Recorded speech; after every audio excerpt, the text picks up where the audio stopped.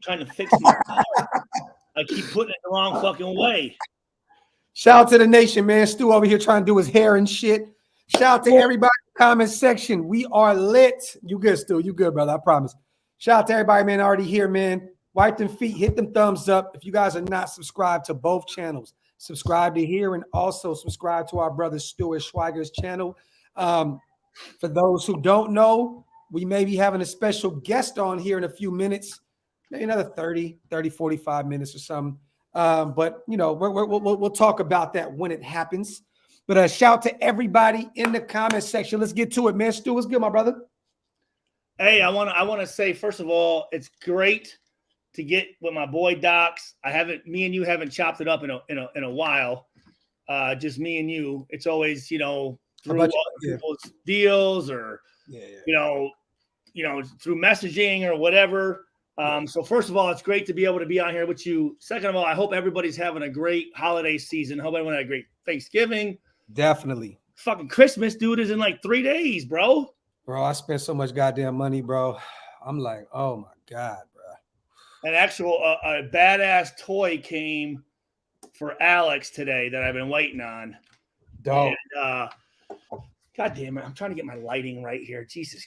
No, you good, brother. Do your thing. Do your thing. I got my shit all crazy. You see this shit? The little shit I got? Oh, hell yeah. It's like you can light that up? Yeah, shit, all kind of different colors and shit. Shout out to everybody. Queen Raider Red. T, what's up, my brother? Prezzy's in the building. Shout out to Hey, did you see that picture I just sent to you? Me? Yeah, did you see the picture? Hold on, of what? Go to Instagram real quick, right? Go over there real fast. Man, I'm trying to fucking. You know what? I'm not even gonna do that. I'll just show you. I'll just show you right here. Look at this shit, bro. Look, shout out to Prez, man. This dude is the fucking GOAT when it comes to pictures. Look at this shit. Wait, hold on. Where'd you send that to me? Go to Instagram. Go to my last picture, man. Hold on. Shout out to everybody in the comment section. We're going to have a special guest on here in a second, you guys. Someone that's not been on the channel before, a former NFL player. You guys stay tuned. Me and Stu gonna shoot our shit. This is the best time for me. I love talking shit with my big bro. I love having a million other people as well, but me and Stu, we have great conversations. Dolo, man, and this is my guy in real life. So it's on Instagram. Yeah, go to the last picture. I tagged you on Instagram and on Twitter. Oh shit. Bill and Ted's excellent, bro. That shit is comedy, bro. Shout out to Bill Esquire, right? Bill Esquire and Ted. Yeah. Shout out to Prez. This is Prez right here in the comment section. He's the one that sent me that picture. We also got another one too that he sent me. I'm gonna send it to you. Oh my God, dog. Let me share this shit. Man, Queen Raider Red. Get better, Queen. Get better, love. Get better, love. Everybody's sick right now, man. Everybody going through the motions right now. Hell yeah. I'll be eating watermelon and shit. Pull up, everybody. Wipe them feet. Hit them thumbs up. Subscribe to the channels, you guys. We're gonna have some fun. We got our drink. Hey, look at Derek Carr's in a photo in a booth with, I think with is that Jacobs? Abraham Lincoln's in that motherfucker. Mark Davis is on the moon or some shit. That shit is hilarious, man. What's the helmet there? The Illuminati helmet, or what is that? What is it? I don't know. I didn't see. Oh, that's the Browns. It has a shit stain on it. Oh, shit brown. Yeah. Bro, shout out to Prezi, man. Flies when you got more chips than the Browns. Bro, bro, he's done all kind of shit for me. He was the one that did that Pac one. Remember he put my face on Tupac's body? I don't think I've seen that one. Bro, look at this shit, bro. Hold on. Right here, look. Oh, Jesus, that's fucking dope. Prezi's the GOAT, man. What you got going on for the holidays, brother? Well, dude, have you seen, the videos? Hold on. Oh, shit. Stu got some shit. I just tried to hit a beat, too. He didn't answer the phone. Oh, yeah, I like to say what's up to B. Mm-hmm. No, right here. So check it out. Oh, shit. So I found this app. Hold on. Here we go. Wait, Hey, wait. edible. I'm gonna be on one right now. Shout to Mex off the edible, man. Talk that shit.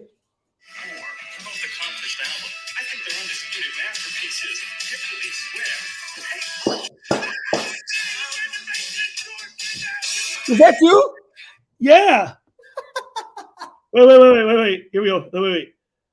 Hold up. Turn the volume down though, because we can't monetize. Oh, okay. Got you. Yeah, they'll fuck us on that.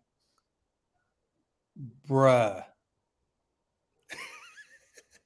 Bro, that shit look like it's supposed to be like that. Hey, for those who don't know, Stu has about a million fucking videos like that in his phone. Me, him, and B were drunk as fuck in Las Vegas. And this one is fucking hilarious.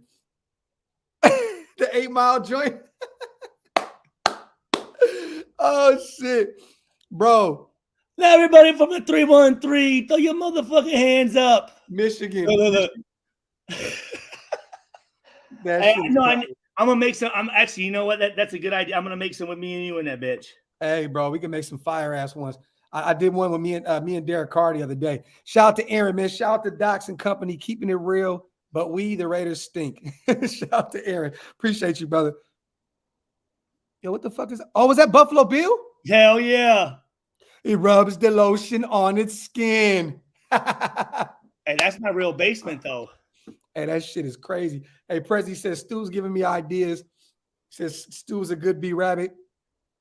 Everybody, we're just letting everybody pull in. We're going to have some fun. Let me ask you this, brother. Did you get a chance to see anything from the game? Like anything? Yeah, I watched all the way up to the fourth quarter. What did you see? I always love getting your input on this because you're a former defensive standout. Like what did you feel? What did you see yesterday on that field, offensively and defensively? What did you see, man? Well, so again, I'm just watching the YouTube. You know, if you type in Raiders Browns highlights or whatever, right? No, as you always do. I know you always go back and check out the highlights. Here, hold on. Let me change the. There, not so fucking blue. So, well, I want to say first of all on offense, I thought DC was creating time. I thought he was good in the pocket. Mm-hmm. I like the running backs. I like the screens. I know fucking 87 drops a couple passes. Foster Moreau, but he definitely made up for it. He definitely made up for it in the last possession. Well, see, that's why I haven't seen that yet, though. So when I was talking about Foster Moreau, they're like, "Well, you must not have seen the whole game yet." So apparently, no, either way, you're right though, brother. Like that, those were costly ass drops. Yeah, that we could have lost the game because of it. You know what I mean? So definitely, and Deshaun Jackson missed one right in the chest plate. Bro, I mean, everybody was dropping the ball. Brian Edwards, people were dropping the ball like crazy. DC definitely that first half did everything. Well, Edwards had that fucking fumble. Yep. He said, has he? He's dropped on it, hasn't he? Huh? He's fumbled that thing a couple times, hasn't he? This year or no? I know Hunter fumbled one. I think Brian may have let 2 go this year, but Hunter dropped on that ball, even though we lost like 30 fucking yards on that. He got it though. I mean, he got it back. He got it back. But then that was the next play, I believe. I think it might have been the next play when Foster Pyramid missed that. He's hurt right now. What happened to him? Is it his knee? I think it's his knee. Since when? Last week. He missed this week and last week, but he should be back. And he was just named to the Pro Bowl. Did you see that? Well, isn't he leading the NFL in tackles or no? Well, now, I mean, he missed a few weeks, so I don't think so. But good for him. Who else made it? Denzel Perriman, Max Crosby, and our kicker AJ Cole, our punter. What quarterbacks made it? I didn't even, bro. You know, if it's not Raider related, I really don't give a fuck. So I don't really pay attention. Oh, here, hold on. Yeah, knee injury last week. That's what Max or ankle. It's either way. It's leg. It's his leg. Let's see, Pro Bowl. Let's see. Jesse, what's up, my brother? Shout out to everybody in the comment section, man. Wipe them feet. Hit them thumbs up. Perriman's top 5, definitely. Hold on. Raiders. Okay, Max Crosby, Denzel Perriman. Okay. I was a little shocked that Hunter Renfrow didn't make it. He has 909 receiving yards right now. I know he's a small 5'10" white boy in the slot, but that boy has been cooking. I was him and Yannick were two guys where I was like, damn, like, okay, because Yannick has what? He has more sacks than Max. I think he has like 9 or some shit. But I don't know, man. Shout out to Keith. He said, let's be real, though, Docs. Still, if Cleveland was healthy, it would have been bad. But guess what? They weren't, Keith. Who gives a fuck? That's the thing. I don't know why. I don't know why we as fans always want to fucking, like, fuck it. Let's take this bitch. Let's go. We won, man. A W's a W, man. You can go back through any fucking Super Bowl winning team during the fucking season. Does anybody have a fucking asterisk on wins? Oh, well, so-and-so didn't play. Oh, this dude was hurt. No, it says a fucking win. No one gives a fuck, dude. No one gives a fuck about how we won that bitch. We just won that motherfucker. So, again, I forgot who you were talking with someone, and you asked, is a win if they don't have their team? Fuck yes, it is a win. I don't give a fuck if their starters ain't playing. If this dude's out in the NFL, bro, it's hard to win, bro. It's hard to win in any fucking league. It's hard to win in my co-rec basketball league, motherfucker. So shout out to Keith. He said, point taken. I'll take the W. Oh, well, no, Keith, I'm not trying to go hard on you. He's just talking about the fan base in general, like, because a lot of people are like, what the fuck? We beat third stringers. Why are we happy? Bro, a win is a fucking win. Like, bro, we weren't the one that asked Cleveland to fucking be all over the COVID that's not our fault. Like that we have nothing to do. I'm telling you, here's the deal. Just look at the playoff fucking, table right now. All them teams, 7 wins, 6 wins, 8 wins, 9 wins. Are we looking at how they won or who they fucking even won against? Nope. No. So fuck, you take the wins when you can get them, motherfuckers. Nobody was saying last year when Pittsburgh was like 10-0, 10-1 at one point, and they played a bunch of teams that were really like kind of bottom seller teams. Like they were kind of beating some bad teams. At the end of the day, man, any given Sunday, this shit don't matter, bro. If you take the W, if you take the W. I mean, look, this year we lost to the Giants, the Bears, the fucking Washington football team. Like any given fucking Sunday, man, it is what it is. Think about that. Think about those are games we should have won. You know what I'm saying? So if you look at that shit and go, well, you know what? I guarantee you the Washington football team and the Bears and the fucking whoever the other team was, Aaron going, well, you know what? They should have beat us, but we won. Should fuck? Does that win count? Hell yeah, it counts. Yeah. I mean, just like yesterday, people are gonna say, people are gonna say New Orleans beat Tampa Bay 6-0. They didn't have Godwin, they didn't have Evans. Guess what? Who cares? They still have the greatest quarterback of all time, and they still lost. It don't matter, bro. It don't fucking matter, dude. That it is all about the W's and the L's, bro. I don't give a fuck of what. It don't matter who was playing, who wasn't playing. Those wins are motherfucking hard to come by, man. Aurora. Especially right now towards the end of the fucking year. Let me ask you this. Do you think a quarterback that's 7-7, I believe second in passing yards, maybe still, I don't know. Well, that's why I was looking up to see what the other quarterbacks were.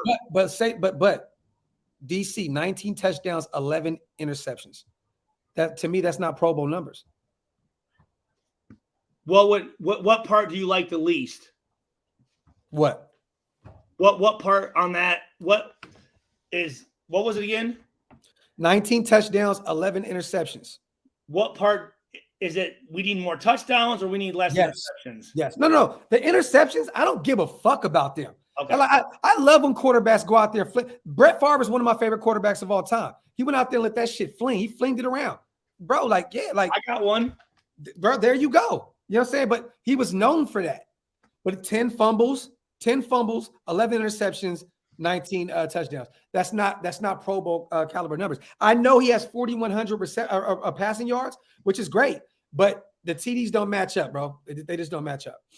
You know what I mean? Carr was a Pro Bowler in September. This is facts, but that's September. I mean, which you want to go to week 1, week 2? I mean, shit, like it's easy to say that. Okay. Here we go. AFC Pro Bowl team. Raider Aaron, there you go. 4th in passing yards, worse than the NFL in third down conversions and red zone. Nowhere near Pro Bowl worthy. What is this shit? What the fuck? We end the speculation right there. You know what I mean? Marcus says, Docs, Stu, I love Renfro, but he's not a Pro Bowl receiver. He's not even top 3 in the AFC West. Why though? Why? So he's going off of other guys that play, you know, I mean, look, there's trust me, there's so many wide receivers. So Justin Herbert is going. My fault. We're all over the place right now. No. Okay, no. Marcus, we'll come back to that. Stu, go ahead. Why can't I find a legit fucking pro? No. Why can't I find a legit just is it officially out or is it it's out. Hey, AJ, definitely Casey Hayward could have made it. Definitely could have made it. And Nate Hobbs. Here we go. Okay. Nate Hobbs too. All right. Mahomes, but see, what's funny, Mahomes didn't deserve it either. Mahomes has been having a terrible year. That 22. Okay, so I got to put 2022. Look, hey, I'll say this. If Mahomes made it to the Pro Bowl, DC should have made it to the Pro Bowl. You know Mahomes made it. You know he did. I'm sorry. Mahomes has had a bad. You know he Mahomes made it. DC should have made it. Period, point blank. You know he fucking made it. That's some bullshit. That is some bullshit. All right, hold on here. So it officially comes out this Thursday. But wow, why? That shit. But bro, it's the same shit as watching the NBA All-Star game. Like it's weird shit. You know what I mean? It's like it's bro. I think Yao Ming still makes the NBA All-Star game every year, bro, and he hasn't played in 10 years. And Justin Lin or Jeremy Lin, I think, still makes it too. Exactly. You know what I mean? So the other day, bro, who gives a fuck? You know what I mean? Fuck that, bro. But I'll tell you, I don't think to be honest with you, the Pro Bowl, I think should be selected by the players and coaches. Yeah. Because those are the ones that know. Because there's some dudes that got hype that really haven't done shit in a while, and that's why I tell like my young players, like at Purdue, like, dude, get in front of the media, get your name in the paper, get your picture in the paper, because fans see you. They get to know you. They get to like you. And every play that you make is way better than a play that you don't make. They're going to have so much more patience with you. They're not going to fucking want your fucking head. And either will the media. Oh, they tend to skip over that shit. Just off of perception alone. Perception is reality, man. Facts. Shout out to Mike Hawk, Hunter, Yannick, Colton, Carlson, Carr, Casey, alternates. I mean, I can see. I don't see Carr in there, but I can see. Hold on. Carr stats right now. 4,100 passing yards. Where is that? Where does that rank? 4th. Okay. 19 touchdowns, which is really where does that rank? I don't think that's got to be in the middle of the pack somewhere. 11 interceptions. That's bad. AFC though. Just think AFC. 10 fumbles. That's probably leading the league. Ooh. How many have we lost? You know? How many of the fumbles did we lose? Most of them. Did we? Yeah. So I don't know, man. I'm still trying to. He's the worst on third down. Worse than third down. Worse than in the red zone. Oh. So Mike Hawk said they were already selected as alternates. So Carr may bust a move and still, because a lot of those guys that's going to be there at the end of the year, they're gonna call out and be like, fuck the Pro Bowl, like. You know is it still in between the last AFC and NFC championship game and the Super Bowl that weekend? Yes. Yeah. Yes. So you got to think, one of those quarterbacks is going to be probably in the Super Bowl that's on the Pro Bowl. So they're not going to fucking go. Right. Yeah. So I don't know, man. But it's good to see Hunter, Yannick, and Colton, man. I think the reason why Colton didn't make it just up front was because these past few games he's been getting a little more exposed. Our left tackle, he's been kind of being a little more, he's been kind of laying down a little bit more than he has all year long. Outside of that Giants game before then, he was looking really good. He only gave up one big play in that Giants game, which was the sack at the end of the game. But 21 turnovers and 19 TDs. That's tough. That's tough. Who's that? What was that? Who's that? Just what Cash Lord said. 21 turnovers to 19 TDs. That's DC in a nutshell. Ugh. Yeah. Abram has a dislocated shoulder. Facts. He should be good. This guy, bro, did you watch him yesterday? He played linebacker and looked phenomenal. phenomenal. Bro, the way he looked on the line of scrimmage, I would never want to see him anywhere near the backfield ever again in life, in the secondary. Like, bro, he looked really, really, really, really, really good at linebacker. Let me see. Go get Earl Thomas. Mike, Earl Thomas is done, brother. He's done. He's So done. I'm looking at receivers. So, okay, if you go yards per game, Renfro is 21, ranked 21st. Mm-hmm. If you go at receptions, what the fuck does this mean? All right, I'm not sure what the fuck. What are you looking at? I'm on 2021 wide receiver stat cheat sheet NFL current season statistics. Oh, okay. Receptions per game. Either way, he made an alternate. Hunter made an alternate. Like, for him, bro, 909 receiving yards, he's never done that before. You know what I'm saying? Like, he'll have well over 1,000. He has 3 games. Yeah. He has 3 games left to get 91, 92 yards. Like, he's gonna bust that wide open. So for us to have a slot, when's the last time we had a slot receiver? Like, I don't remember the last time we had a real, like, just top of the line slot receiver. Dude, we're always deep guys. We want always speed. the home run. Yep. The home run hitter. Our slot guys are tight ends. Facts. That's real shit. Hey, tell me more about your guy. Your guy from I like this dude, bro. Defensive end. Okay. That's what I was talking about. So when I was talking with Dirty about linebackers, I don't know when to include a D end as an outside linebacker. You know what I'm saying? So, like, George Karlaftis, dude, I've seen him as high as 3.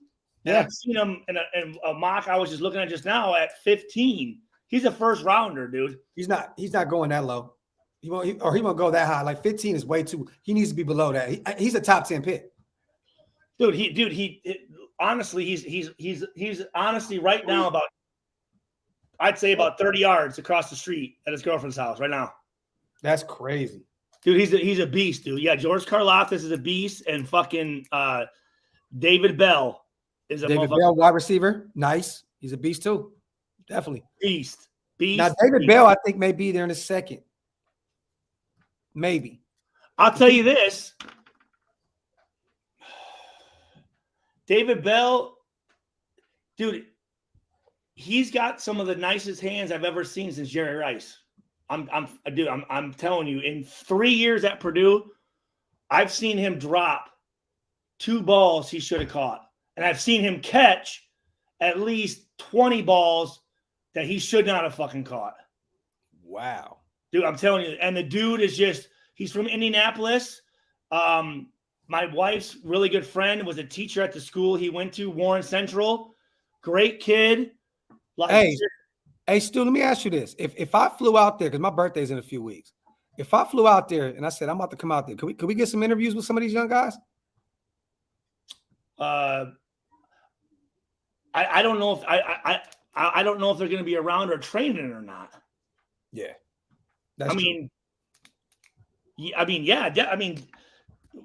I would think they'd probably would be around for the bowl game, maybe, but if I were them, I'd be off training right now. Yeah. I'd be gone.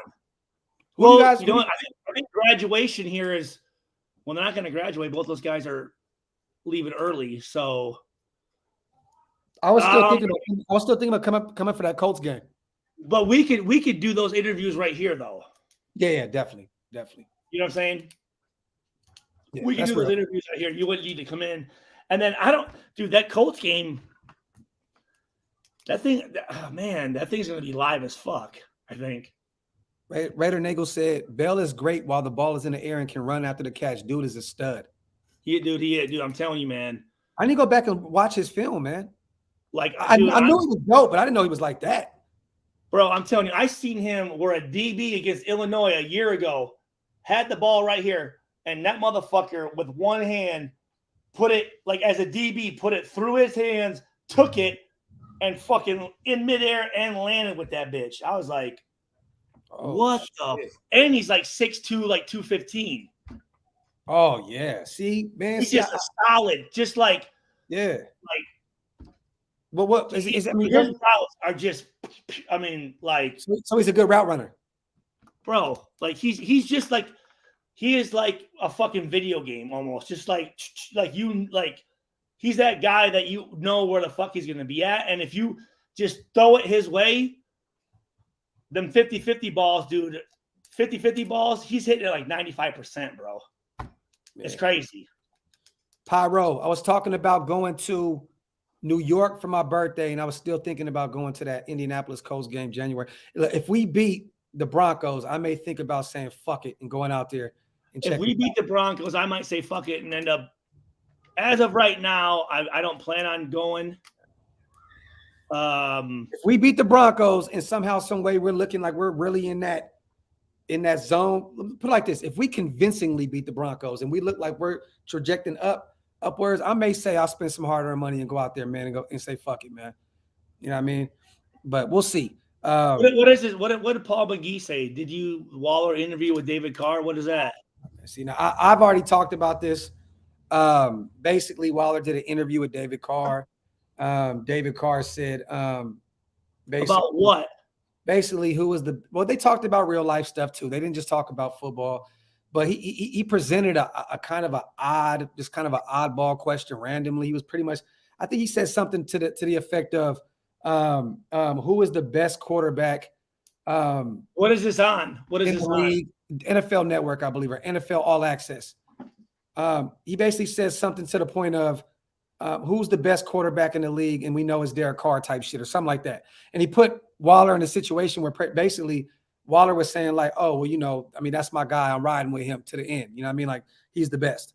So. Oh, this was an interview of Waller about David Carr, Derek Carr. Yeah. Oh, no. It was a Waller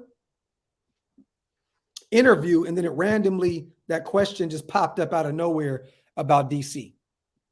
And what did he say? He said, unfiltered truth. There we go. Shout out to Phil. He said, who is your favorite QB and why is it Derek Carr? That's what it was. So you put him in a situation where it's like, how do you, as a former football player, who is your favorite QB growing up? No. Right now in the league. Let me ask you this. So you're Darren Waller. I'm David Carr. And I say to you, and mind you, there's rumblings. Oh, David Carr giving the interview? And there's rumblings already that these guys, you know, are feuding behind the scenes. David must have met this motherfucker before. Oh no, he has 1,000,000 times. Yeah. But he says to him, he says, "Who is your favorite QB and why is it Derek Carr?" So like, he answered the question for him. He did, and then Waller was pretty much like, you know, that's my guy. You know, I mean, I'm rocking with DC, you know, till the wheels fall off. You know what I'm saying? So, you know, I don't really know, man. Hey, Mr. Tick Your Soul, all I'm gonna tell you is this, bro. If me and Scout came on here and really said exactly where that came from, you totally would be like, oh shit. You know what? Maybe it is. That's all I'm gonna say, bro. You know what I mean? Like that's it. Point blank, period, the end. I'm gonna end the fucking speculation. I hope that our greatest receiving threat, Waller, and our quarterback is good. But I'm telling you right now, that came from a solidified guy that's right next to Waller every waking day.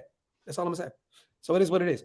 But hey, hopefully there is no beef. It is what it is. Why do we think there's beef? Because there was a lot of shit behind the scenes, and you know, Scout has his connects. I know people, and there was somebody, man. Like, I'm not gonna go into detail because people were hating me for this shit. They were killing me on this shit, saying, "Why would you talk about it?" You know what I mean? And blah, blah, you know what I mean? And boom, boom, boom. But hey, man, it is what it is. Hopefully these guys are cool and we're good. Hey, Stu, the interview is on Dox's channel. No, I didn't. Actually, I didn't upload it. I just did I talked about how I felt about it. You know what I mean? The interview is actually on, I think Honcho screen recorded it and put it on his channel. But I don't have it. Oh, you know what? You know, it's in the comment section of my video. So you're right, Joseph. You're right. But either way, I mean, it was just a weird, awkward kind of, you know what I mean? Kind of, I don't know, man. But hey, if that put the beef to rest, thank God. It's all good. That's the problem with sources. Behind the scenes is meant to be behind the scenes. And that's why I will never give up my connects. Because if I do, but you know what though, most times if you hear something, you're hearing it. It's not just made up. Yeah. I mean, people do. I mean, I don't think anybody on here is just gonna make something up. Like if you hear some shit, most of the time there's some truth behind it. So why would I make something up about our best two players? Like that could potentially turn that can go bad. We can lose and start losing really, really bad because of it. Like I don't want to like it is what it is. All I'm gonna say is this. You guys, a lot of guys question me. No, I'm not saying you're making it up. Oh, no, Stu, I'm not saying that. No, I'm not saying that, brother. All I'm gonna say is this. I'm one of the channels, man, that can bring certain people on the show and really do certain things. Like everybody can't do that. How many other channels are bringing on real like motherfuckers that can get inside shit from Chuck Pagano or actually call the Raiders or talk to fucking Greg Olson? There you go. I don't know too many channels that can do that shit. Hey, Ashton, and you know what's so crazy is, bro? This is what's so crazy. Views don't mean shit. Like I'm telling you right now, I've made more money off of videos that have 1,000, 2,000 views than I have anything that has over 100,000 views, 20, 30. I'm telling you now, once you get the algorithms down with YouTube, views don't mean shit, man. It doesn't mean nothing, man. So anybody out here reaching and trying to get as many views that's cool, but it's not going to do nothing for your pockets. You're still going to be struggling and dealing with the doesn't really. It doesn't at all, huh? Man, bro. Look, if you get 50,000 views, right, but you have a lot of engagement, you're going to make some good money off of it. Don't get me wrong. Like, you know what I mean? If people are commenting and all that other shit, then it does count up. But I got a video right now that has 150,000 views, and I probably made $30 off of it. Doesn't really mean shit. So then what makes you money then? I got a video right now that has 2,000 views, and I made $700 off of it. Say it again. I got a video right now that has like 2,000 views, and I made like $700 off of it. So it just depends, bro. It just really depends. Stu, call Olsen, tell him to bench Jacobs' ass.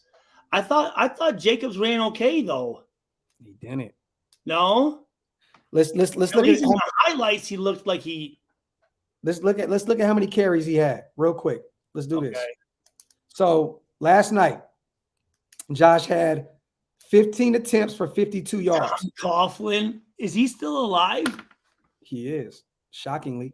Actually, dude, I played for Tom Coughlin for a little bit. That dude's a beast, dude. Didn't you say he was a dickhead? No. Tom Coughlin, not at all. Oh, you liked him. I liked him. I liked him a lot. I liked all the New York Giants when I was out there. But sorry, go ahead. Go ahead with Hey, real quick. So we got somebody backstage right now, right? Stu, I want you to introduce this person to the nation real quick. Let everybody know what we got going on. What's up, baby? Nothing. Sorry. Oh, okay. She had to grab the box cutter. No, you good. You good. So this is a former teammate of mine at Purdue, Uche, and I still fuck his last name up. He's laughing backstage too. I love this shit because he's like, these motherfuckers. So Uche played. God damn it, motherfucker! I look like a piece of shit, but no, played for the Jacksonville Jaguars. I think his entire career. Close friend of mine has a very high YouTube presence. Does a lot of stuff. Again, he sucks at Mortal Kombat. Was one of the games that we have. No, one of the suck at Mortal Kombat, huh? One of the coolest guys you ever met. Entrepreneur, good father, great husband, good businessman, and I'm very happy to have him on the show because this guy played. This is the type of player that we need on our offensive line right now. Is a guy like Uche Nwaneri. I always want to say the N. I always want to use the the N. N is silent. N is silent. Uche, let me ask you this, brother.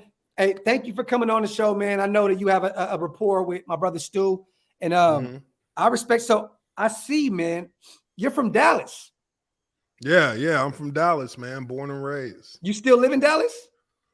No, I'm in Atlanta now, but my folks are still in Dallas. I'm actually going back to Dallas on Thursday. So we reversed. Okay, so I'm from Cali. Yeah. I lived in Atlanta. That's my second home. I spent 10, 12 years in Atlanta, but I live in Dallas now. I live in Dallas. I live in Frisco. Oh, you're in Frisco. Okay, cool.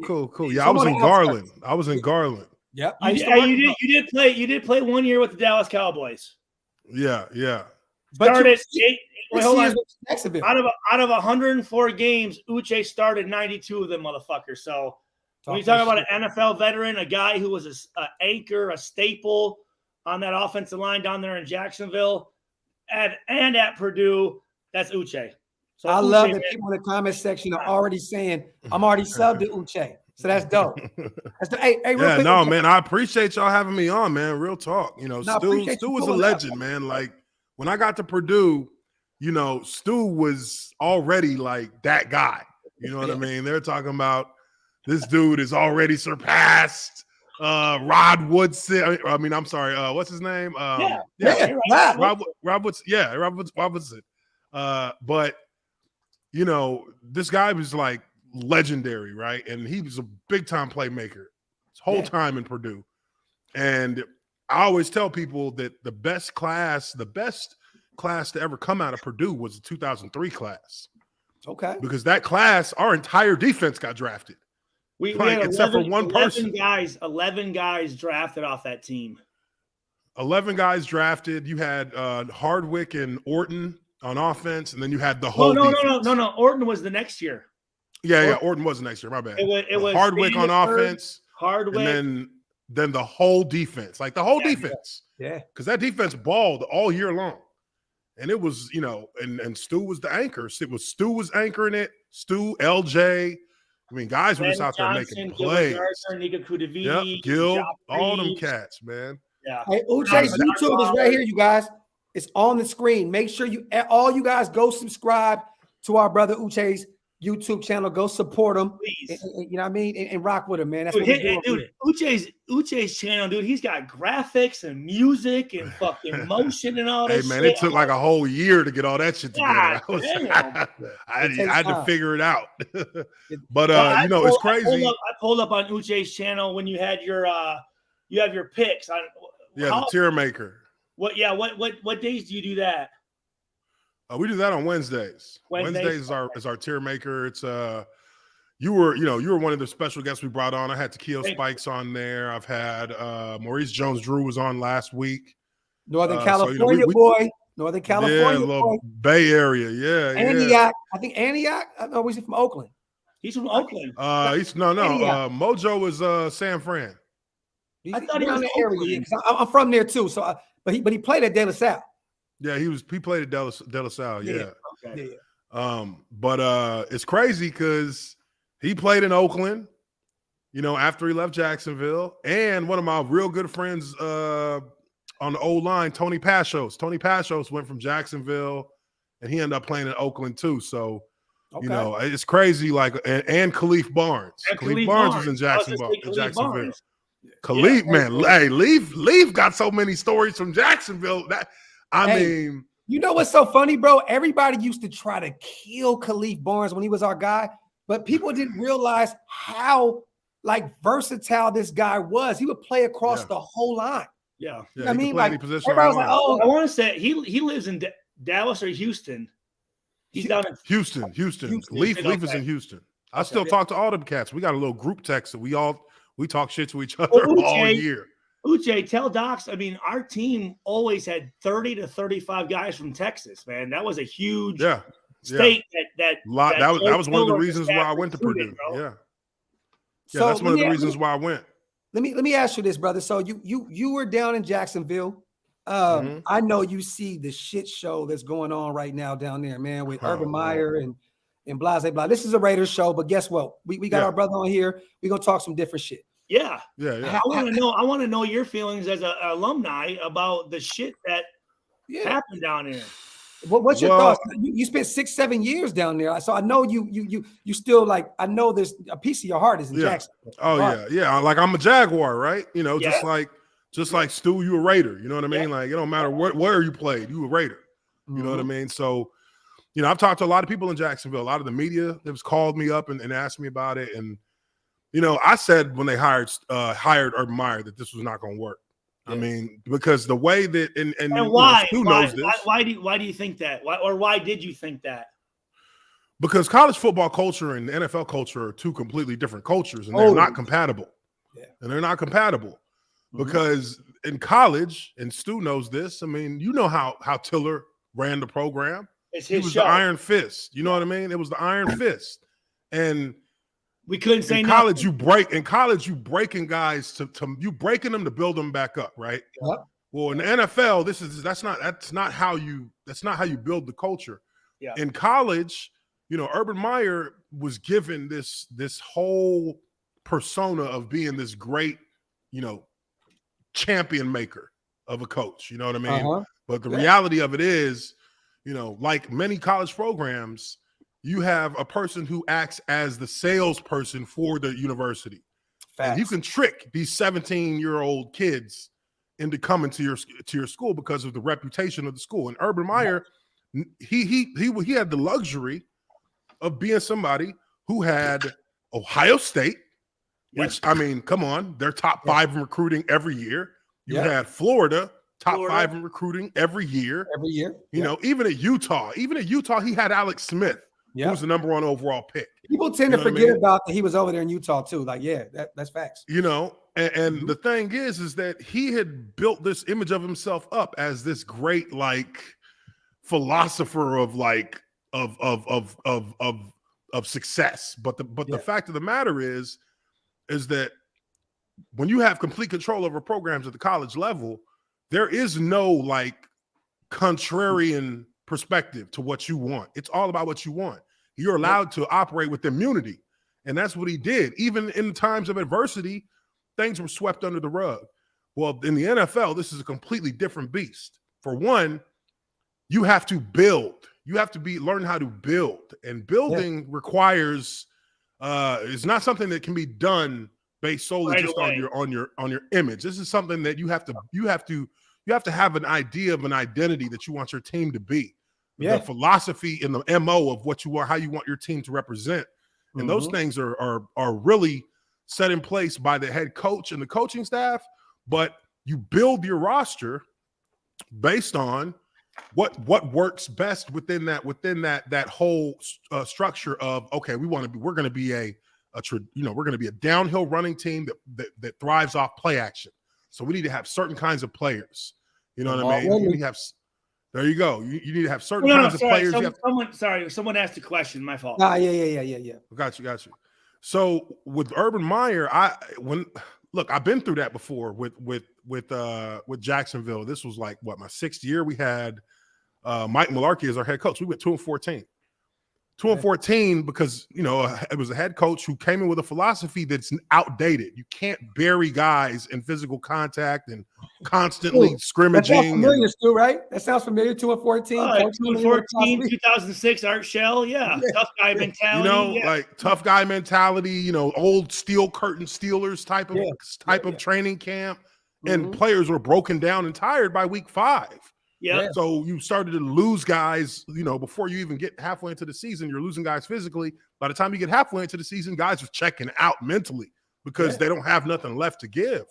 Yeah. And with Urban Meyer's situation, he went in and he tried to operate as if this was still college, as if, you know, he could still hold that iron fist above all the players. So you don't respect the players. And these are grown men. These are millionaires, grown men who have already established themselves. You have one of the best running backs in the NFL in James Robinson, coming off a rookie year.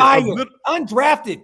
Undrafted. A literal diamond in the rough. This is what you like dream of as a franchise. We don't got to pay him shit. And he's one of the best. Yes. And we let him play. And you took that away from the team. You hurt the team directly with that, with how they treated him during the season. Ego, right? Yep. You draft a running back that you didn't even want to draft. You come out and you say you actually wanted to draft somebody else, but you drafted a running back in the first round who wasn't a first round talent. Travis to for those who don't know, he's Travis talking about Etienne, Etienne from Clemson. Yes. But you have James Robinson. Why go draft another running back when you have a star running back? Why did you go draft another running back? Even if you wanted to have a running back by committee. I mean, you went back, you got what's his name? Clyde who's the other running back? Carlos Hyde. Jacksonville did go get an OG. They went got Carlos Hyde because he was an Ohio State guy with Urban Meyer. So so you're showing your favoritism.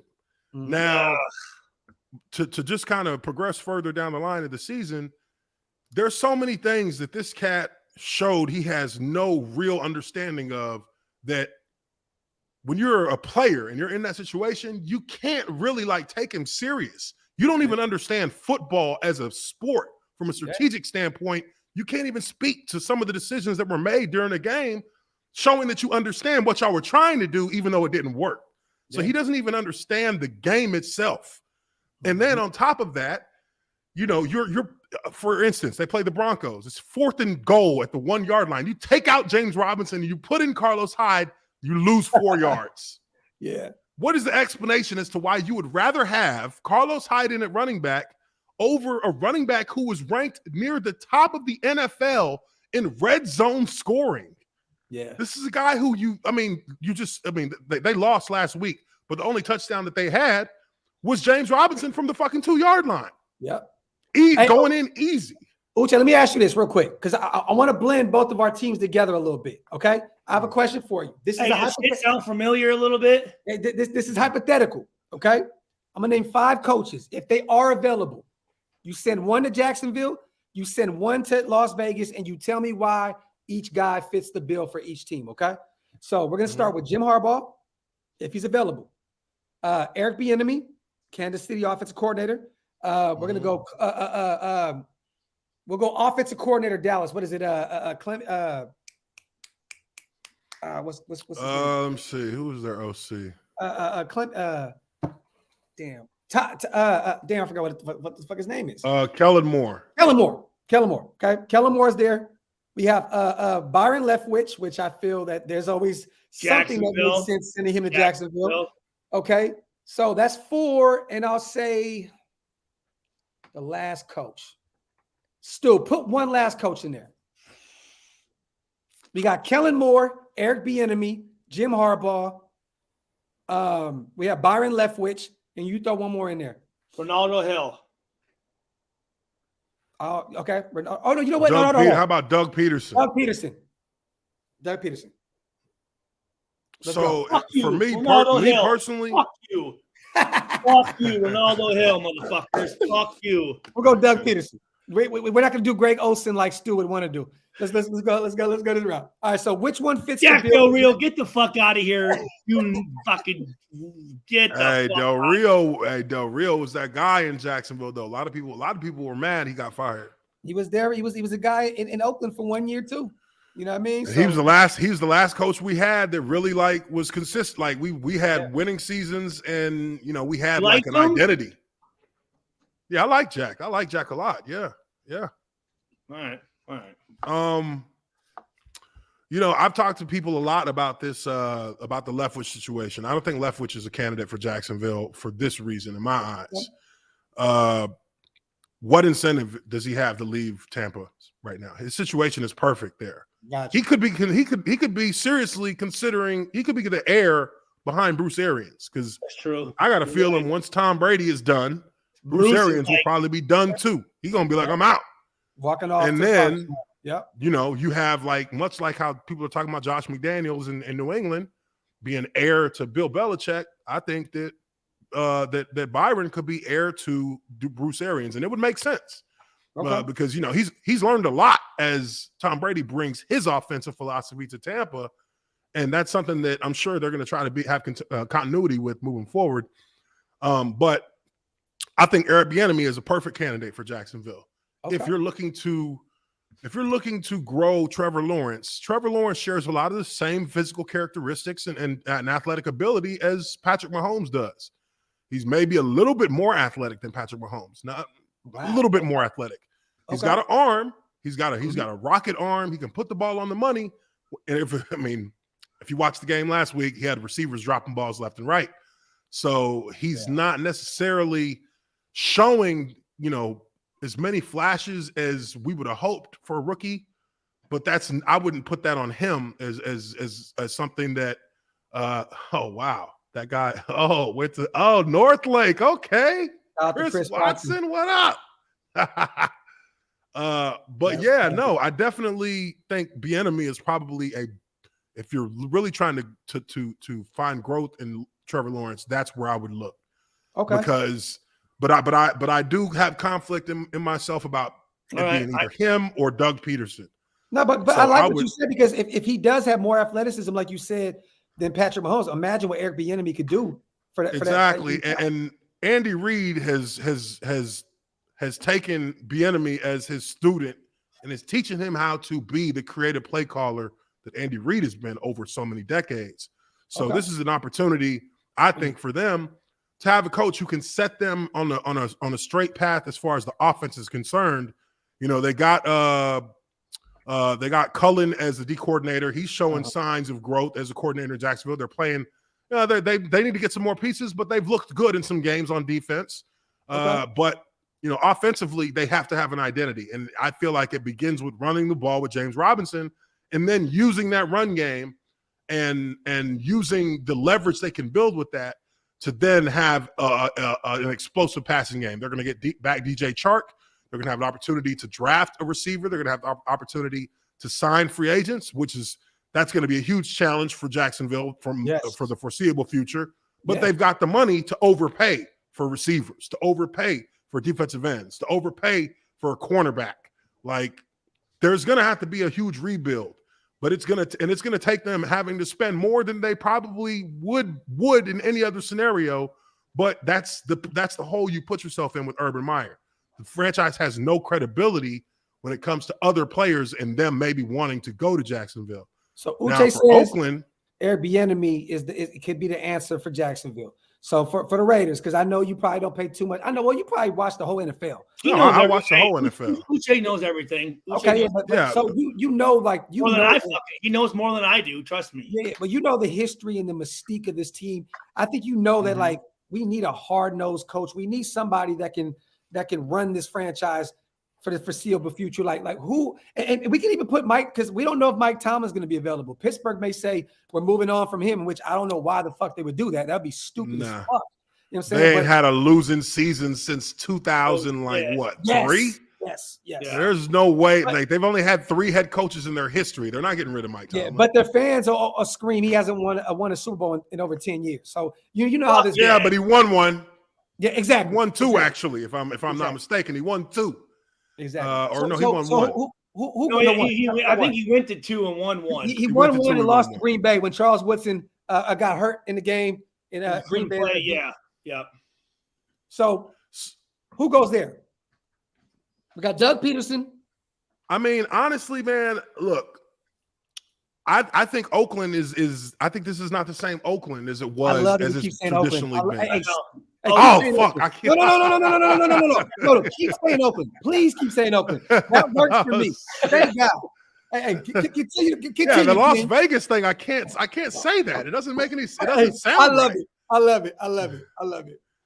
But this is the thing with the Raiders. I feel like they need a.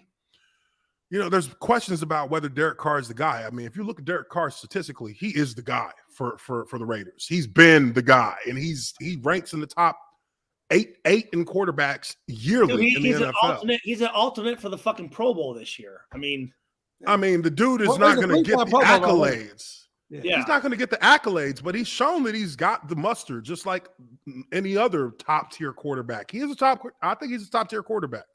But at what point, Uche, do you say we're not winning? It's been 8 years. You have not been to the playoffs. At what point do you say? I mean, look, it's not working?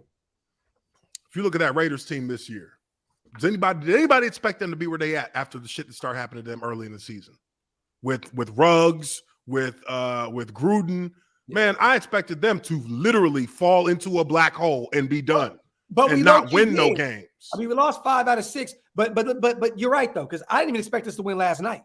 I was like, holy shit. I didn't think they was going to beat Cleveland. They beat Cleveland. I said, hey, this is a team that knows how to fight to stay to keep the path. They're staying on the path, and I mean that's not easy to do. It's really easy to fold in that situation. Our head coach gone, one of our top players gone. We got another player who just got cut for acting like he's going to kill somebody on Instagram. Fucking like everyone is giving us an excuse to give it up. Like that's what they want. They're waiting for. Yeah, they're waiting for us to give up because that's what they expect Oakland to do in this kind of situation. And Oakland didn't do that. They kept playing. They kept balling. They got injuries. Hey, they kept balling. Uche. Here's a Top Beats ask a question. Put Top Beats' question up there. No, because I didn't want to get you into that point, Stu, because I got to be honest with you. You know why I'm going to do that? Shout out to Pacey. I want Uche's opinion. Okay. Go ahead. Because Uche probably has a connection to Greg Olson as well, right? Okay. Greg Olson was down there with Gio. Uche. All right, let's go. Yeah, he was in Jacksonville. Okay. I think it's a mixture of both. I mean, I think that they need a little more talent for what they're trying to do, but I also think that they're not super creative. I think some of their plays come at they try to get fancy at the wrong time. Like when you just need to be like when you need to be in a 4-minute mode and you need to be keeping things inbounds, keeping things, keeping the clock moving and trying and just dink and dunk and run. They try and go over the top. They try and hit something deep down the middle. They lost what's his name? Uche, let me ask you this. As an 8-year veteran quarterback, again, and I say this a lot, with a gold C on his chest, how much of the play selection is the quarterback and how much of the play selection is the offensive coordinator? It's the coordinator. Oh, it's coordinator. I think for Derek Carr, he probably has he's probably given some options, but I think that it's in his situation, even though, he is a good quarterback, they're not handing him the keys to make his own decisions on what plays to run. Really? That's something that's reserved for a very small few quarterbacks. Patrick Mahomes and Aaron Rodgers, Tom Brady, Russell Wilson's of the world. Maybe Russell Wilson and maybe a Dak Prescott. You don't think on Tuesday they get together on their off day and say, hey, listen, here's some of what I think we should run, but what do you see, Derek? What do you like this week? What pass concepts, what players, what routes do you feel comfortable throwing against this defense? Yeah, no, I think that players, quarterbacks do get that. They get that opportunity to kind of present what they think, especially if you're a quarterback who's been in the same system for a while. You understand the plays, you understand the philosophy. With Derek Carr and Derek Carr probably sits down and picks his. No, Mariota in that room. I mean, that's a fucking huge advantage to have two guys like that to be able to fucking. Uche, you know what? Let me ask you this real quick, and I don't want to go off on a tangent. The Derek Carr situation, because this is one player. I've never seen one player ever divide a fan base ever in this world. Right, it's fucking. It is so what you said was right. Top 8 quarterback, like stats. You're right. Stats don't lie. But let me ask you this: why does he not get the respect of his peers? So when there's 100 players being named in the top 100, and he's never named there, and then there's other guys that say like week in and week out, all you gotta do is rattle DC, and he's gonna fall, like he's gonna just fall into fetal position. Like why is he not gaining or garnering the respect from other NFL guys if he's a top 10 quarterback in this league? I just don't get it. Well, I think that he falls into, as a guy who I consider him a top tier quarterback. The flaw for Derek Carr is that for every 3 steps that he takes forward, he throws an ill-advised step backwards. And it's not like that was a tough throw that just got tipped and it got picked. He throws a duck into a defender's hands. He's kind of in the same position as a Kirk Cousins in that regard. And they're always Always compared. I think those are interchangeable quarterbacks. They play comparison. very well, but then they do something that is completely ill-advised. And you're like, what the fuck was that? Like last and it night, happens at the wrong time, and you're like, well, you might have just lost us the game with that one. Yeah. You know? But I mean, you look at Kirk Cousins, he just lobbed up a pass yesterday, just to nobody, to a defender. But isn't that what separates the elite quarterbacks from the non-elite quarterbacks? Like I agree, DC is a very good quarterback. I just don't think he's a top elite. tier, but an elite quarterback. Dude, he's a top tier quarterback in the NFL today, right now. He's We're not top talking tier. about past. We're talking about right now, today. He is a top tier quarterback. So top 10 top tier is top 10, right? That's top tier is top 10. Top tier is top 10. That means you'd be a starter on any franchise's team. You'd be a starter. Okay. But with his situation, elite is those top 5. And those top 5 quarterbacks, whereas you see Derek Carr do that once every other game. Name those like top 5 right now. Name those top 5. Hey, Rod. Top 5, I'll say, well, in no particular order, Mahomes, and Mahomes Rodgers, having a down year. Brady, very down year. He's having a down year, but he's still top 5. Yeah. I go Mahomes, Rodgers, Brady. Let me see. No Russell. His injuries have kept him off the field part of the season, but I still put Russell Wilson in there. What about Lamar? No. Okay. Kyler Murray? No. Oh, Kyler. He's like 6. Dak? He's like 6. Prescott?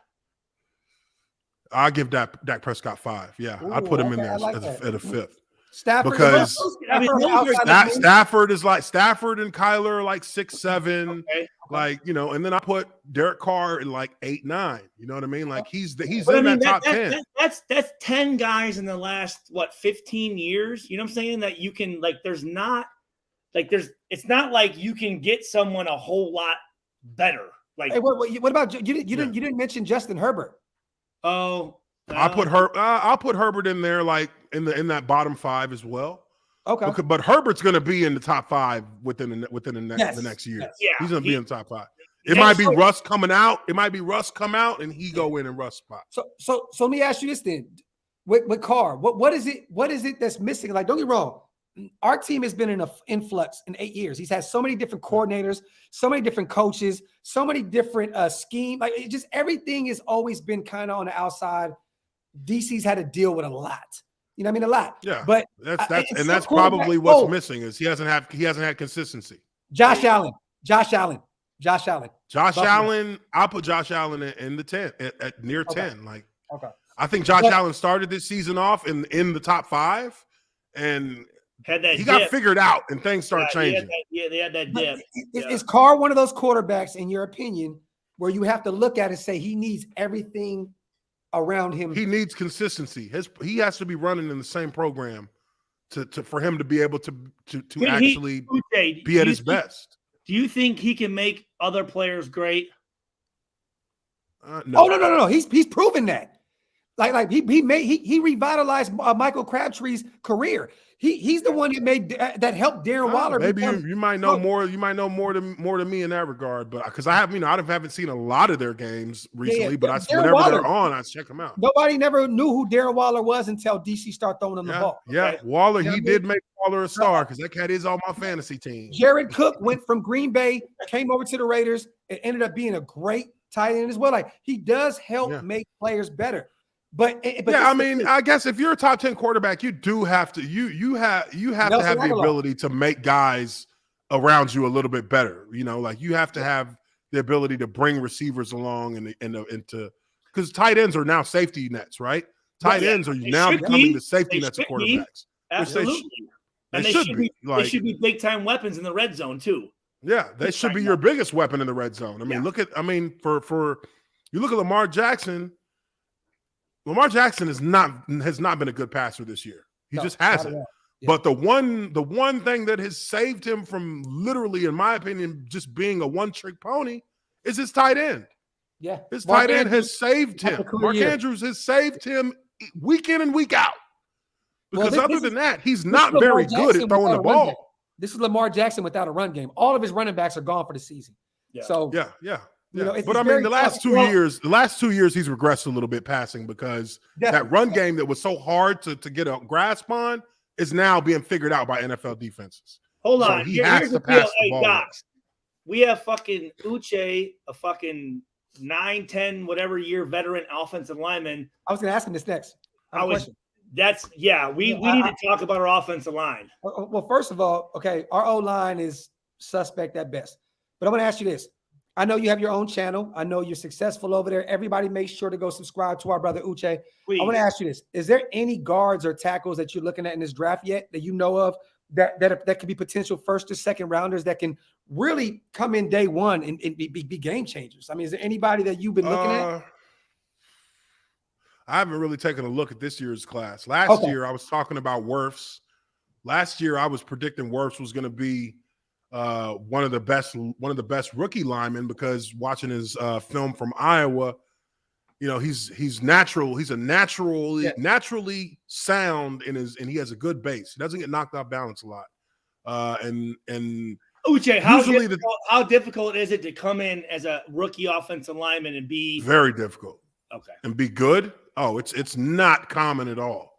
Okay. Because as an offensive lineman, I mean, I became a starter first game of my second season. Gotcha. And for the first 8 games, you know, you could see that in my first 8 games, I was slowly beginning to pick it up and my grade outs were getting better and better. Yeah. But, you know, I was still you know, I had no idea what the fuck was going on. I was just blocking who was in front of me. Let me name as you learn.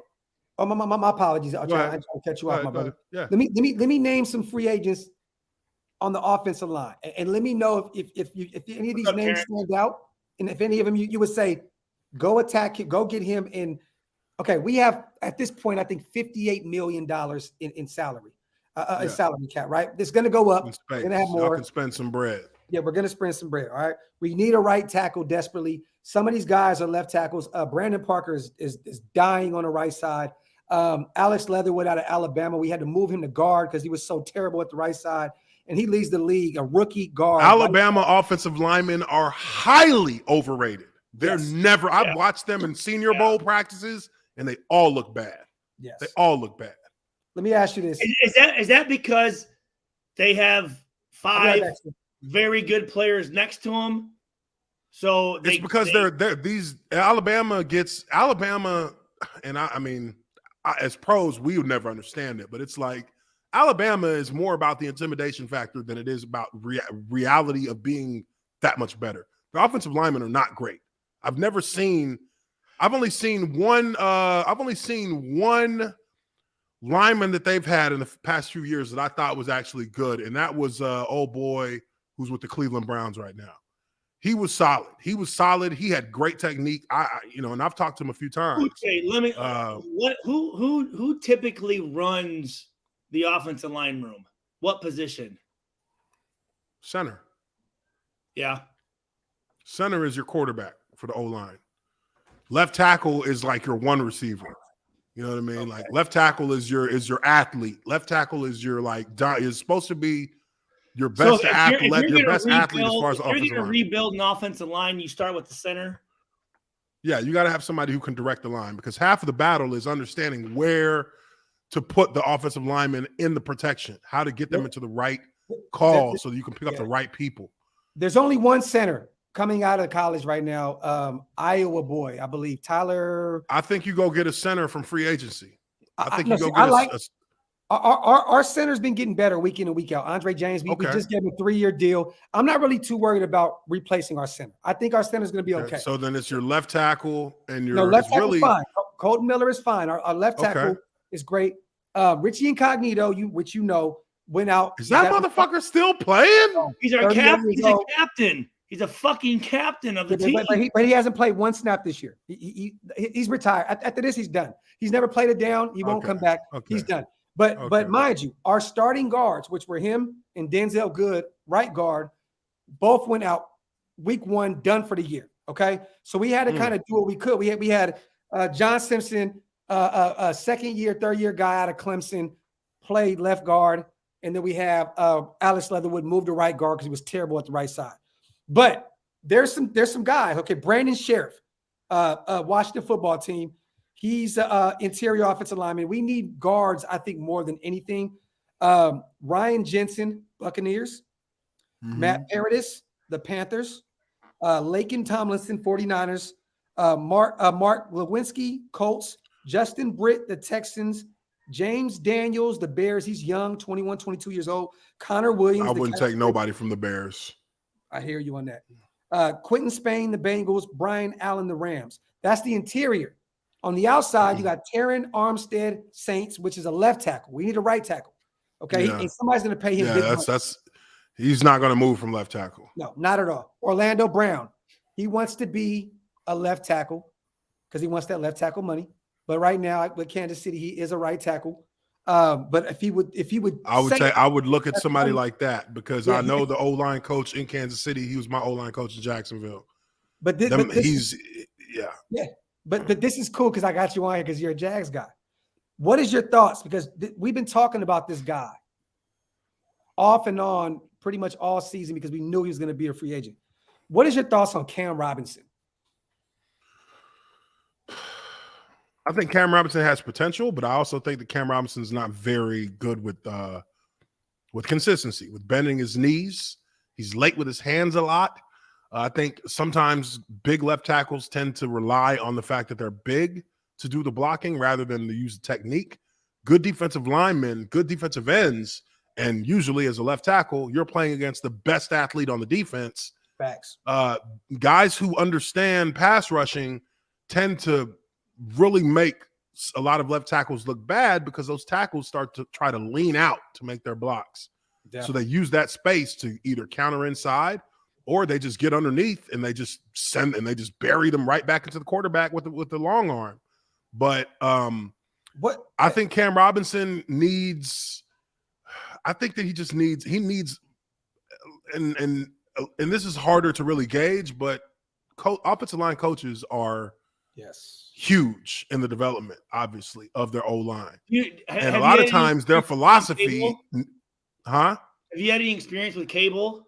With Tom Cable? No, I've heard. I know Tom Cable and his and kind of how he does his thing.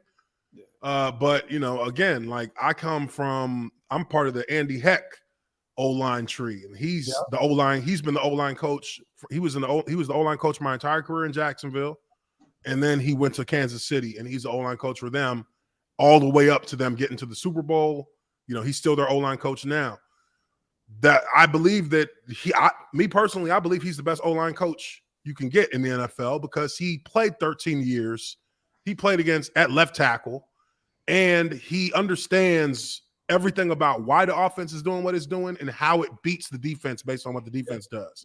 So he understands defensive philosophy, which is what gives you an edge. Appreciate you, brother. White Tyson, I want to. This is the next question I had. It's crazy he asked that. Zone scheme versus man blocking. What do you in today's? I think they're both great. I think they're both viable schemes that should be used together. We did that in Jacksonville. We ran zone and man. Okay. And but really you start with man because man is more about setting the tempo. Yeah. Man is more about actually creating momentum against the defense. When you man block with your powers, with your dives, then your inside zones become more effective because you can then get defenses to overplay. You can get them to overplay, and when they overplay, you take the backside on it. That's one of the things Maurice Jones-Drew was so good at, was forcing linebackers to play the front side of a zone and then bringing it backside. And then when we're running a counter or a power, they're overplaying the counters and powers because it feels like zone to the linebackers, but we're going directly down the A gap. And so you cut the defense in half by doing those kinds of things. So I don't think one is necessarily better than the other. I think that it can be dangerous if you use them and have them complement each other. So I mean, that's how I see it. Uche, what would be the three factors in what makes a good guard And what's the guard responsibility? A good guard can pull because it's hard to beat a team that can pull their guards and pull their tackles. Okay, those are hard runs to stop. Yes. Because those guys are getting up into the second level linebackers and safeties where it gets to, you're having one-on-one matchups where the running back is one-on-one with like the backside safety. Yeah. That's ideal for a running back.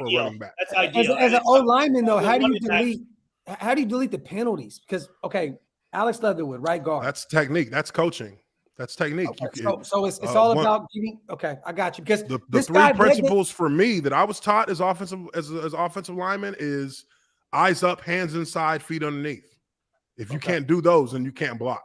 Because this you guy can't block what you can't see, and you can't hold what you can't. If you can't get your hands inside, then you're going to hold. Put up what Terrence said. Put up what Terrence said right now. Hold on, real quick. Jason wants to know, what about Oklahoma linemen? They've been nice. They have been. I think that I'm honestly, man.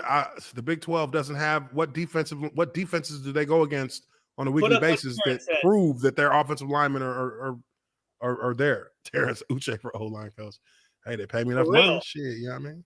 Hey, there you go. Hey, talk that shit, Uche. Hey, see, now I'm a Notre Dame guy, so like we always were used to having great O-lines. You know what I mean? The Big Ten puts out the best offensive linemen. I was just going to ask you, Uche, what conference is known for offensive linemen? Big Ten. Big Ten. Big Ten puts out consistently the best O linemen in the NFL. Give me the top 5 schools in the Big Ten for offensive linemen. Oh, I like that. I think Wisconsin. Number 1, obviously. Yeah. Hell yeah. Wisconsin is number 1. I think Penn State is number 2. Okay. In Ohio State, number 3, I think. Iowa's got it up there. I think Iowa puts out Marshall Yanda. Iowa is definitely up there as well. Fucking offensive line specialist, dude. Yeah, I think those ones are the top ones that you'll see. Michigan, yeah, Michigan used to be that squad, but they're kind of because they've been trying to find an identity as an offensive team. Minnesota's nice. Yeah. The Big Ten is just it's locked up. Nebraska. No, yeah, but their offense is. They don't have an identity, so you don't really know what their offensive linemen are good for because they don't necessarily stick to one style. Yeah. I think that he said, do you think veteran players want to play for the Raiders now? I'm concerned that good veteran players will avoid the Raiders now because of the drama and poor management decisions. Now factor in. Ask Uche with Vegas, the new stadium, no state tax. A lot of players would go play and play for the Raiders. I think the Raiders are an attractive team to go play for because they're a team that has so much upside. They really do. It's a team that has the ability to be one of the best teams. Let's go. They really do. I mean, I would have played for them. Shit, in a heartbeat. Let's go. Because they got that. They're right there. They're at the edge of moving from mediocre to good. I like you know what I mean? They're right at that edge. And it's like part of the year they move above it and then they come back down. And I think this year is very telling that a team that literally had no reason to be good after what's going down with it has still managed to be a solid team. Yeah. Which means you have a foundation, which means you just need to build on that foundation. It is crazy to think of this team that we went and lost to the Washington football teams, the Giants, the Bears of the world, but then you go beat the Cowboys and the Browns. So it's like Ravens. Ravens week 1. And the Ravens. Pittsburgh. Miami. Yeah. They have quality wins all through the season. They got quality wins. Yeah, that's hell, Jacksonville is nowhere near that, but Jacksonville did beat Buffalo. Yeah.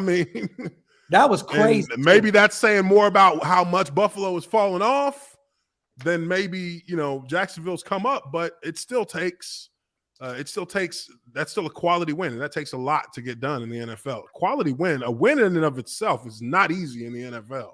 Not at all. Ask Detroit. What have I been saying? That's what I've been saying. Motherfuckers are like, well, you know what? The Browns didn't have all their players, and they didn't have this, so is it really a quality win? I said, a win's a fucking win, motherfucker. Yeah, a win is a win. I don't give a fuck how the fuck you win. It don't matter who's playing, what happened, if it was a fucking shit call. If you have a W on that fucking part of your schedule, that is all that fucking matters. Uche, top 5 players you ever played with in your collegiate and NFL career. Top 5. Because Steven asked if you ever played with Fred Taylor. I know Fred Taylor. Yeah, I played with Fred. I played 2 years with Fred. Okay, top 5 players you ever played with. Don't say fucking Stu at all, because if you do, I'm gonna delete Stu off this YouTube right now. I'm gonna end this shit. I mean, Stu a legend, man. Like say me, motherfucker. Stu a legend. I have to put Stu in there because when I got to Purdue, like that was that don't count though. That's not one of your 5. Though. That's automatic. But he is. But you honestly, man, I mean, Fred Taylor, Maurice Jones-Drew, Torrey Holt. Whoa, he was in Jacksonville for a year. I forgot he was down there for a year. Yeah. Whoa. He played with Torrey Holt. That's big. That's big. Yeah. Rasheed Mathis. I was just gonna say Rasheed Mathis. Okay. I mean, a lot of people forget that dude was a Pro Bowl cornerback. He was considered the best in the league at one point. Yeah. What about David Garrard? David Garrard, I mean, another guy who really a lot better than people remember. They say, "Oh yeah, Dave was good." Like, yeah. And that was the times when we were good in Jacksonville. That's when we were actually doing shit. Hey, I liked him. Jones. Greg Jones, yeah. G Jones, oh man. I've never seen a human being just naturally built like a goddamn Olympian. Yeah, I had a tackle that big ass motherfucker. Yeah. I like that though. Like, when I was in Dallas, you played with Aiken Ayadel, right? Nah, Aiken was gone when I got there. Oh, was he? He was gone. He had just hit free agency. Let's see. I'm trying to think who you had on as far as linebackers go. We had Mike Peterson. Mike Peterson was an underrated, good linebacker. Came from he was in Indianapolis and he came to us. He was with us for like 4 or 5 years. Who else? Justin Durant. I can't think of any good tight ends. Mercedes Lewis. Oh hell yeah! Yeah, I was with him. He was there my whole career. Mercedes, his career is never going to end. Like Mercedes, he's still playing, and he balled out the other night. Yeah, he had a huge catch for Green Bay. Yep, Green Bay. Yeah. So yeah, man, I played with some good cats, man. Dallas was cool, but they had Romo and all them cats, and nobody liked Romo in Dallas. Nobody liked him. Oh wow, they didn't like him. Him and what's his name? Speak on that. Why? Because he's a fucking douchebag. Like he literally was a douchebag. In team meetings, I was sitting there like, what is this? Like cats on the we're all look like Tyron Smith. We're looking at each other like, what the fuck is this motherfucker talking about? So yeah, because I got this much money, I decided to bring my boys up into town, and everybody's just like, man, get the fuck out of here. You talking about Jessica Simpson, Tony Romo, huh? Mm-hmm. Yeah. Hey, let me ask you 2 questions. How did it feel about like playing for the team that you grew up probably idolizing, right? I mean, you from Dallas. I wasn't a Dallas fan. Oh, you weren't a Cowboys fan? I was a Niners fan growing up. Oh no. Niners in Tampa. Niners in Tampa. Oh shit. At least it's in the Bay. No, we're not gonna do that, man. We're not gonna do that. But either way, hey, look, you know what's funny? There's so many Niners fans out here in Dallas. It's crazy. It really is. It's crazy. Oh yeah. It's really insane. My parents, my siblings, all Cowboys fans. I hated the Cowboys. Hey. Steve Young, my favorite quarterback ever. Lefty, BYU boy. Mm-hmm. Continue with the Romo. Yes, hold on. You continue to go on that Romo train. What happened? Well, man, Romo was just like he was like an arrogant prick. Carrie Underwood, right? When he fucking with Carrie Underwood or whatever. Jessica Simpson. Nobody even care. He was just arrogant, bro. Nobody really people like smile to his face, but they didn't really like him like that. Hey, was Drew he was so bad body. It was like he's like a dad body playing football. That's why he wore like mad shirts under his jersey. He played how many years did that motherfucker play? Who cares? How many Super Bowls did he get? Hey, it must be really bad if bruh said, "Hey, who gives a fuck?" Like, bruh, like. How do you feel about him on as a play-by-play or whatever, or color commentary? Play-by-play, I think he's pretty good, but even you can still hear a little. I mean, when I hear him talk, it's like there it is. There's that douchebag. Like nails on a chalkboard. Yeah, it's like there's that douchebag. Because you know him. It's because he tries to be overly. He tries to over talk it. Like, bro, just commentate. We don't need and he tries to call every play before it happens. Every one of them. Yeah. Which is what a douchebag would do. Yeah. Try to say, oh, I knew they were going to do that. Look at this. Blah, blah, blah. Like, it's like, look at me. I know football. Like, yeah. Like, hey, hold on. Hey, Docs, put up what Johnny Oggs asked. Also, Matt Jones. Matt Jones. Oh, shit. Hey, we touched the nerve. Matt Jones. Matt Jones was a cool guy. He's one you want to party with, right? He's a cat you want to party with. He's not a cat you want to, study plays with. But I'll tell you this: the cat was a good. Like he was a reliable receiver. It was just that he didn't feel like the team was going to give him anything. Like he didn't feel like it was going anywhere. He was just kind of there, and I mean, him and Mike Williams, right? You guys, him and go subscribe. Go subscribe. Him and Reggie Williams were Reggie Williams. My fault. Reggie Williams. From Washington. Him and Reggie. Now Reggie, I think that he was more talented than Reggie, but Reggie was, the first pick receiver. And when I came into Jacksonville, and I got a lot of love for Reggie because I lived with him my rookie years. So, good dude. Just these were cats who kind of fell into the cracks of the football, the pitfalls of football fame. You know what I mean? These cats would go during the lunch period. They go out to the parking lot, get in the car, drink beer, and smoke weed, and then come back in for meetings before we go to practice. And this motherfucker be out there in practice, just blazed up in practice, just. And that's yeah. That's what he be doing. Hey, Uche, if you're the GM, right? If you're the GM, not of Jacksonville, if you're the GM of Las Vegas, and you're going into next year, there's a few prospects coming out. There's some quarterbacks. We got Matt Corral out of, I think, Ole Miss, I believe. I don't think you need a quarterback. Kenny Pickett is a fucking monster. Out of Pittsburgh. I don't think you pick a quarterback. So you keep Derek Carr. Yeah, I keep Derek Carr. You get Derek Carr another weapon at receiver.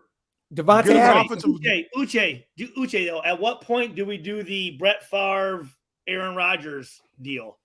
Because that's kind of what I was alluding to, Stu. Like, you can start that. Yeah. Now, if you want to draft like a second-round QB, that's what I would look at.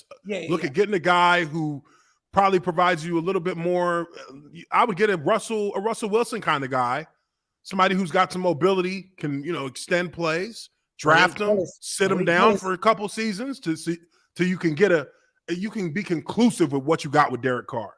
You know what I mean? If you say, okay, Derek Carr is our QB. In the next 2 years, if we can't get a playoff win, then at that point, maybe we look at, okay, let's look at the young cat. Let's make him compete with Derek and see if he can take the spot from him. There you go. That would be my roadmap.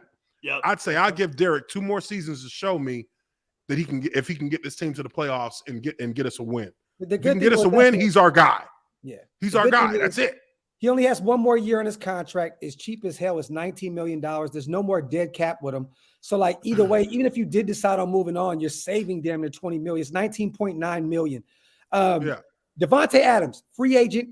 That's his best friend, best man in his wedding. Fresno State guys together. They play together. I think you make them play for him because I think Green Bay is going to literally get blown up after this season. Exactly.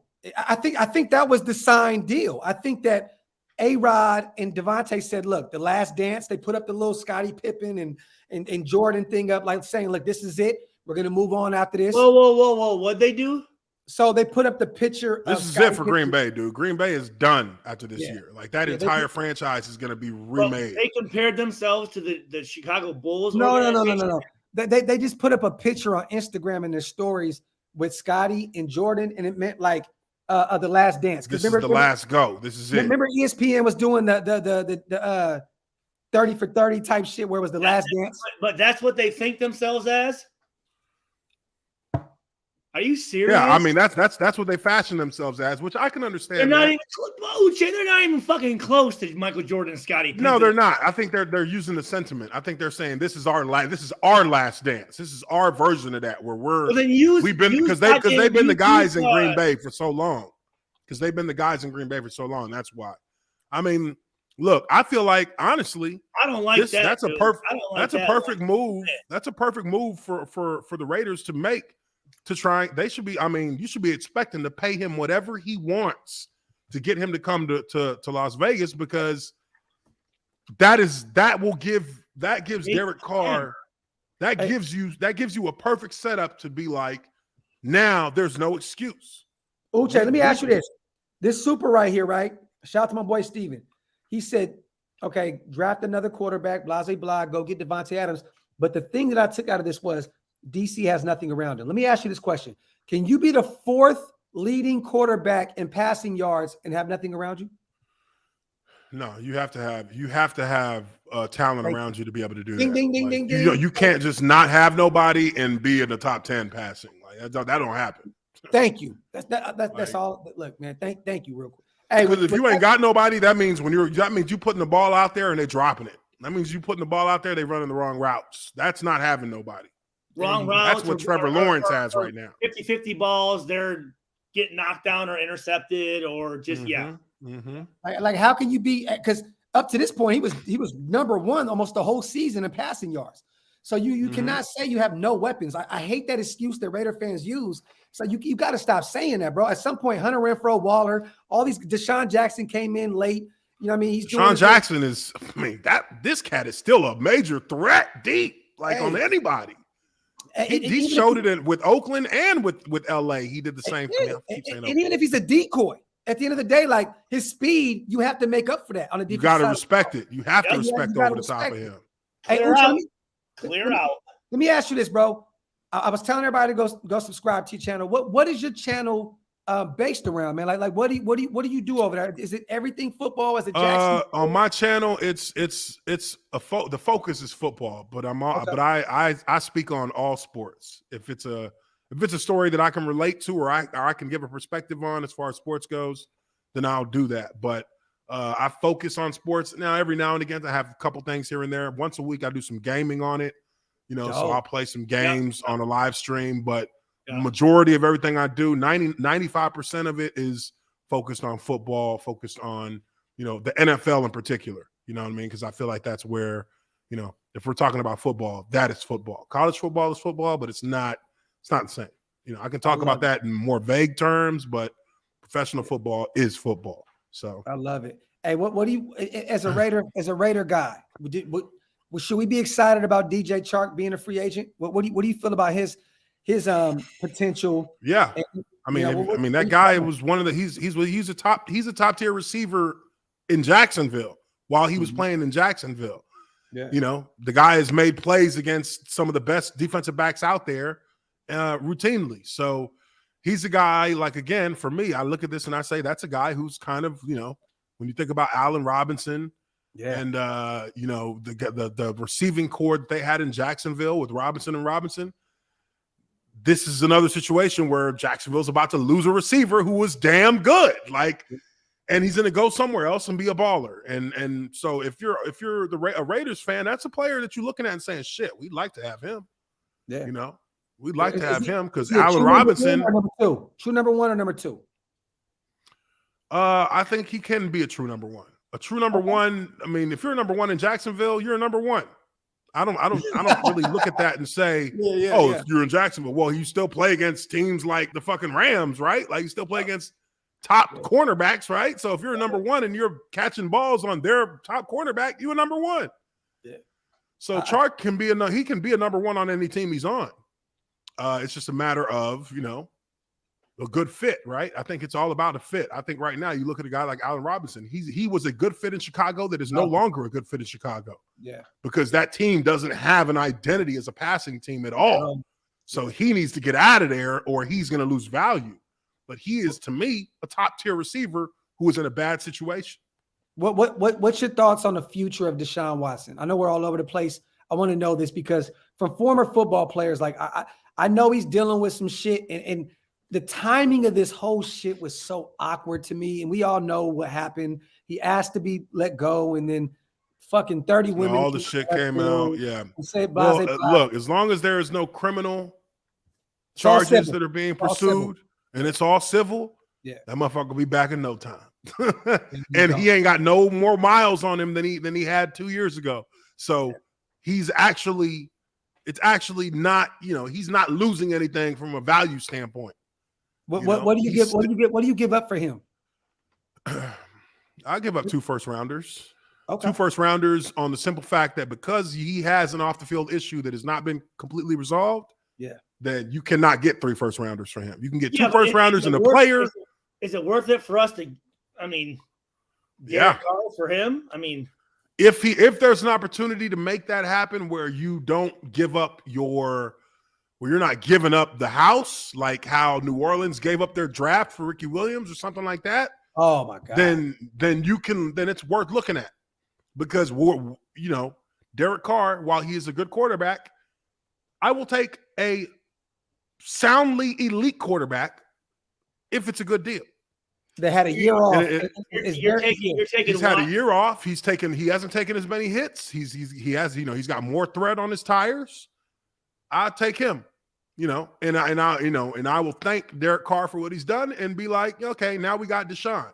And now not only are you expected to get to the playoffs now, you're expected to compete for something. So Deshaun Watson gives you that. That's a shot. That's a shot to. That's a shot in the arm of the entire franchise because he was carrying a Texans team that wasn't shit by himself. Carrying those cats. Mind you, one of his best friends is Hunter Renfrow, and Hunter Renfrow almost has 1,000 yards receiving this year with us. That's true. Clemson. Yeah. So. Let me ask you this real quick. I know. Look, we asking all kind of random ass shit, and I know. Let us know. And I only got a couple more minutes. I gotta jump on. I know you got your other thing coming up. One last question: what is the future of Russell Wilson? Can he still change a franchise? If we went out, if we said, you know what, we're moving on from DC. This is not the guy. Russell Wilson says, I'll go to Vegas. I got Sierra. She can go get the whole, the money in Vegas is there for her with what she does. It just makes sense. I feel like the Raiders need a star. You have to sell Vegas. Derek Carr is not Vegas. He's not Vegas. See, a star is taking a sexy signing is not the appropriate. Always signing. right. You need to sign what's good for your team. They'll that. Become a star if it's meant to be at that point. Like again, Urban Meyer was a sexy pick, 3 national championships, yada yada yada. But the motherfucker ain't shit in the NFL. So is Russell done? Was Russell Wilson a franchise mover? Yes, I think that's simple enough to. I mean, it's obvious because you saw what happened to Seattle the moment he came off the field. Definitely. So that is proof in the pudding that. When he's on the field, this team is twice the team that they are without him. Definitely. Now, if you send Russell to a place like Denver, is he changing them? Yes. Yeah. You send him to Las Vegas, is he changing them? Yes. Mm-hmm. Because he adds something to the game that you can't find inherently in just any quarterback. He has good football IQ, good football instincts. He understands how to play his role to the best of his ability without overplaying it. He doesn't overplay much. Now, does he have once in a blue moon, he may have a bad outing, but every quarterback once in a blue moon, even Tom Brady on Sunday has a bad outing. A Big Ten guy. So Big Ten guy. I mean, look, the Jaguars passed on him. We could have drafted him, and we passed on him to get a punter.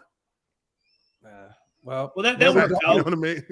Hey, real quick, man. Shout out to my brother Stu because I know that Uche is our brother Stu's bro. They got these guys rock heavily outside of the internet. They actually really fuck with each other in person, in real life. Uche, man, I appreciate you, brother, for coming on here and coming and talk that shit with us. Hey, let me ask you, where are you at in the A? Because the A is my second home. Like, where are you at out there? I'm over in Marietta. Oh, I used to live off Cumberland. Yeah, I'm out in Marietta, so I'm like 10 minutes, 15 minutes from the city. I'm right by the Braves Stadium. Oh, so you're in Cobb County? Yeah, Cobb County. Yeah. Okay, I lived in Cobb. That's where I live. Shout out to Cobb County, man. Got locked up over there and had to go to court. And had to go to court in Marietta. Hey, you do not want to get locked up in Cobb County. No, hey, count on being booked. That's what they call Cobb, man. Real shit. Hey, shout out to Uche, man, my brother. I know you got to go. I appreciate you, brother. Yes, hey, I would love to have you come on. I appreciate it, baby. Real shit. Hey, yeah, most definitely. Whatever y'all need me, man. You know, Stu, he shot me a text, put me on with the link, and we'll do it, man. I'm with it. I'm with it. Love you, Uche. Love you too, man. I'll talk to y'all boys later, all right? My brother, man. All right, man. All right. Have a good night. Peace. Wow. Stu, man, great interview, man. Good dude. I'm not gonna bring on. I ain't gonna bring on some fucking lame-o dude. Fuck. You know that? Yeah. Or what? Not fucking with you. Hey, I really put my hand on my beard, like I'm gonna fuck with him right now. And just be like, nah, but you know what? You had but you ain't had nobody on that shit. You know what I mean? You still got a little bit longer?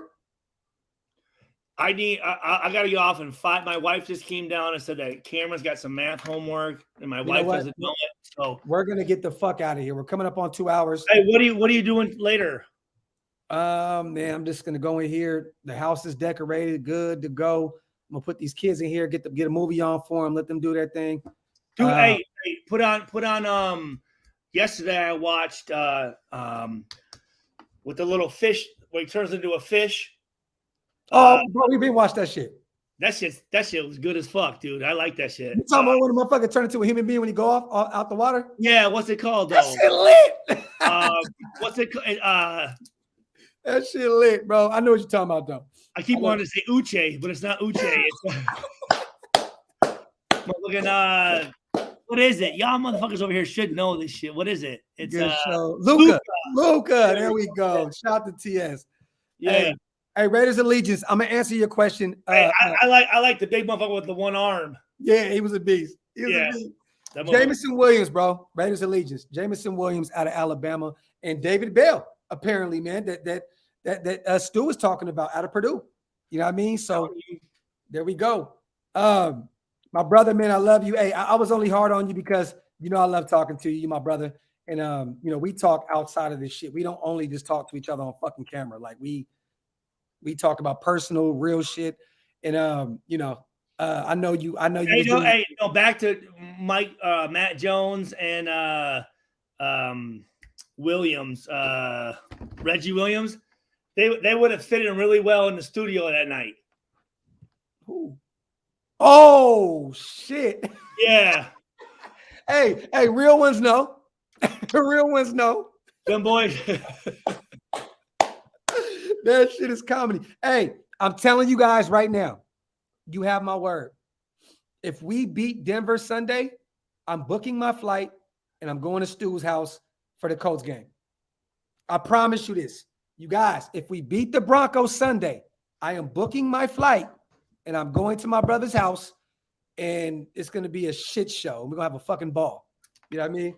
So no, I do have another.